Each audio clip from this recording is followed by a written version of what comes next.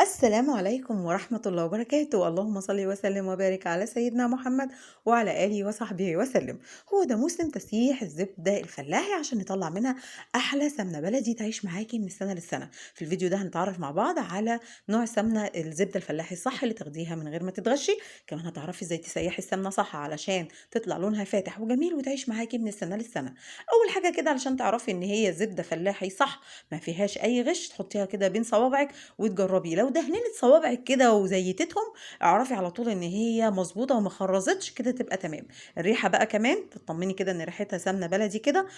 الحاجه التانية بقى اللي تعرفي بيها، وانتي اثناء التسويه نفسها، اثناء ما انتي بتحطيها على النار، هتعرفي من خلال كميه الرواسب اللي هتتكون تحت ان هي مش رواسب كتير. هتشوفيها معانا في اخر الفيديو، كميه رواسب قليله تاكد لك ان الزبده الفلاحي بتاعتك اللي انتي جبتيها زبده فلاحي صح وما فيهاش اي نوع من انواع الغش الافتكاسات اللي طالعه دلوقتي دي. يا جماعه بجد ربنا يرحمنا من الناس ووشهم، لان بقى صعب قوي تلاقي زبده فلاحي صح في الوقت بتاعنا ده. دلوقتي انا بحطها على النار في خطوتين مهمين جدا جدا يا ست الكل يضمن لك ان الزبده الفلاحي دي تتسيح معاكي صح علشان تطلع لك احلى سمنه بلدي تعيش معاكي من السنه للسنه، وتحطيها على رخامه المطبخ في برطمانات ازاز عندك علشان ولا يحصل لها حاجه، ولا تضطري تحطيها في التلاجة، ولا تضطري تشيليها زبده في الفريزر. ايه هما الخطوتين بقى؟ الخطوه الاولانيه ان انت تهدي النار جدا، يعني عايزه نار زي الشمعه، حاجه كده ضعيفه قوي قوي قوي، عشان هنقعد كده فيها من ساعتين ل3 ساعات علشان تطلع لي سمنه بلدي صح. والخطوه التانيه هاتي كرسي واقعدي بقى في المطبخ كده وتفرغي لتسييح السمنه. ده يوم لتسييح السمنه وبس. يعني هتقعدي لك كده قاعده حلوه في المطبخ. ليه؟ لانك لازم تقومي تقلبي كل 7 دقايق على الاقل. كل 7 دقايق كده هنقوم ونقلب السمنه بتاعتنا علشان نضمن ان هي ما تعملش رواسب تحت. الرواسب دي تاخد لون وبالتالي تغمق لك السمنه بتاعتك. زمان ايام جدتي، وطبعا المعلومه دي من مامتي ربنا يبارك في عمرها يا رب، كان الست اللي بتبيع الزبده الفلاحي هي نفسها اللي بتسيح لهم السمنه في البيت، الزبده دي في البيت، علشان هي بقى متخصصه وعارفه ازاي تسيحها صح وتطلعها مظبوطه علشان تعيش معاهم من السنه للسنه. طبعا بما اننا احنا بنعمل ده فاحنا بناخد بقى من الخبرات القديمه دي ايه الطرق الصح بالظبط. وعشان كده بما ان ماما هي دايما اللي بتسيحها فقررت ان انا السنه دي اصور تسييح الزبده الفلاحي علشان تبقى حاجه موثقه عندي كده في القناه، اعيش اسيحها طول عمري بقى بنفس طريقه ماما، وربنا يبارك لنا في عمرها يا رب، وهي اللي تعمل لنا ده كل سنه دايما يا رب. فابتديت كده تسيح اهي معايا. طبعا انا ممكن يا جماعه اعلي النار واخليها تسيح في 10 دقايق، بس ده اولا هتتحرق، ثانيا مش هتعيش خالص. يعني هي اخرها يومين 3 وبعد كده بص تلاقيها بدات تكون على الوش رواسب كده مش كويسه بالمره يعني. فعلشان تعيش معاكي فتره طويله لازم تلتزمي بالخطوات اللي احنا هنعملها دي.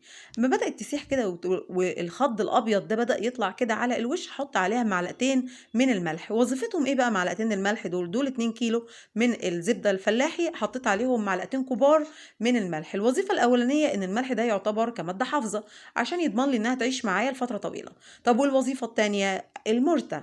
المرتة طبعا اللي احنا كلنا بنسيح السمنة البلدي ونستنى الطبق اللي هيطلع في الآخر ده علشان ناخده كده نحط منه حتة على جبنة القريش، ناكله كده في لقمة كده من غير حاجة خالص، أو إنك تحطيه على المش علشان تعززي جمال المش بتاعك وتاكلي أحلى جبنة قديمة ناعمة بعد ما تحطي المرتة دي عليها.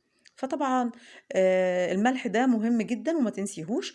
دلوقتي بدأ بعد ما يعني خلاص كده الخض كله طلع كده على الوش وكان قافل الوش بالكامل، بدأ يظهر فجوة صغيرة كده في النص يبان منها غليان السمنة. الفجوة دي هتبتدي تكبر بشكل تدريجي، وكل ما توسع كل ما توسع كل ما تبتدي تعرفي ان السمنة بتاعتك بدأت تدخل في السوا وتتكون السمنة الصح. وشايفين دلوقتي السمنة بتاعتي او الزبدة واصله لغايه فين في الحله؟ هتقل بمقدار. يعني عايزه اقول لك ان الكيلو من الزبده الفلاحي بيعمل لي 800 جرام من السمنه البلدي. ده لو هي صح اوزنيها هتلاقي الكيلو اللي هو ال1000 جرام ينزل ل 800 جرام، ما ينزلش اكتر من كده. لو نزل اكتر من كده يعني اعرفي ان في بعض العناصر الدخيله علينا في الزبده اللي انت كنت جايباها يعني. فعادة ال2 كيلو بينزلوا لكيلو ونص أو كيلو ونص و100 جرام، يعني كيلو و600 جرام تقريبا. ده الزبدة. لو انت عندك ميزان اوزني كده عشان تقدري تحددي الميزان الصح بتاعك اللي طلعه الكيلو من الزبدة الفلاحي بعد ما تبقى سمنة بلدي. زي ما اتفقنا، انا كنت ممكن اقطع لك الفيديو واخليه لك كله على بعضه دقيقتين 3، بس والله مش عشان اطول في الفيديو ولا حاجه، بس انا عايزه اوضح لك قد ايه مهمه جدا مرحله التقليب. ان انا كل شويه لازم اقلب، كل شويه لازم اقلب، كل 7 دقايق قومي قلبي، كل 7 دقايق قومي قلبي. بصوا كده الفجوه عماله بقى تكبر تكبر، بصوا كده عماله تكبر، وابتدى كده يكون لي اهوت الخض اللي في الجنب ده. ممكن تشيليه وتحطيه في طبق كده على الجنب، وممكن تسيبيه لغايه ما تخلصي خالص، وبعد كده تبقي تشيليه، وهتبصي تلاقيه بيلم نفسه بنفسه كده في الجناب بتاعه الحله بتاعتك. بصوا كده ابتدى يلم نفسه في الجناب كده، كل ما انت تجمعيه كده بيتجمع معاكي عادي خالص. التقليب ده مهم جدا جدا جدا، والنار شمعة زي ما اتفقنا.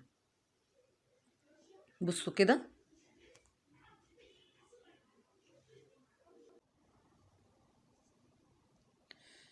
كل مادة وهتلاقيه خلاص بيتجمع كله في الجناب. والفجوة اللي انا قلتلك عليها دي عمالة تزيد وتوسع، ده دلائل ان انتي خلاص اوشكتي على الانتهاء من تسييح السمنة بتاعتك. خلاص كده بدأت تتكون السمنة عندي، لونها حلو وزي الفل. بصوا كده اللي انا بسحبه من تحت ده ايه؟ عارفين ده ايه؟ دي المرتة. دي المرتة كمية صغيرة جدا اللي اتكونت عندي تحت في القاع، مش كمية كبيرة، وده بيأكد لك ان الزبدة بتاعتك اللي انت جايباها زي الفل. بصوا كمان الكميه بدات تقل ازاي، قلت بنسبه بسيطه، ما قلتش بنسبه كبيره قوي، لكن الخط اللي فوق ده هو ده الخط اللي كانت عنده. الخط بدا ينزل اهو لتحت. انا كده كنت قفلت عليها خلاص، خدت ساعتين ونص تقريبا على النار، وبقت كده عندي اتكونت وبقت زي الفل. الحاجات اللي في الجوانب بصوا بقتش موجوده خالص خالص اهي. بصوا الكميه اللي هي قلت بيها مش كمية كبيرة قوي، لكن كمية صغيرة، مش يعني يا دوبك هي الجزئية دي بس اللي نزلتها. فاحسبيها انت كده ووزنيها، هتبص تلاقي ان ال 800 ال 1000 جرام اللي هو الكيلو هينزل ل 800 جرام لو انت عندك ميزان. هبتدي بعد ما تبرد بقى كده شوية، هبتدي احطها بقى في برطمانات ازاز او برطمان ازاز، بس بصفيها علشان لو فيها اي شوائب من المرتة لازم تتصفى بمصفى كده علشان خاطر تضمني ان هي خالية من اي شوائب خالص. هوريكي كميه المرته اللي طلعت معايا لو انت لسه مكمله معايا الفيديو لغايه دلوقتي. واتمنى تحطي لايك وتعملي شير للفيديو علشان اكبر كم من الناس يستفيدوا منه، من كيفيه تسييح السمنه بطريقه صح. وكده بصفيها كلها وهبتدي اسيبها بقى لغايه ما تبرد خالص. دي كميه المرته اللي طلعت معايا، كميه صغيره جدا. بصوا لونها فاتح مش غامق. علشان تضمني كده ان هي السمنه بتاعتك فاتحه، لازم المرته تطلع. لما تطلع بالكيفيه دي اعرفي على طول ان انت كده سيحتي السمنه بتاعتك بطريقه صح. اتمنى الفيديو بتاعنا يكون حاز على اعجابكم، وان شاء الله نلتقي مع بعض في فيديو جديد، وفي رعايه الله.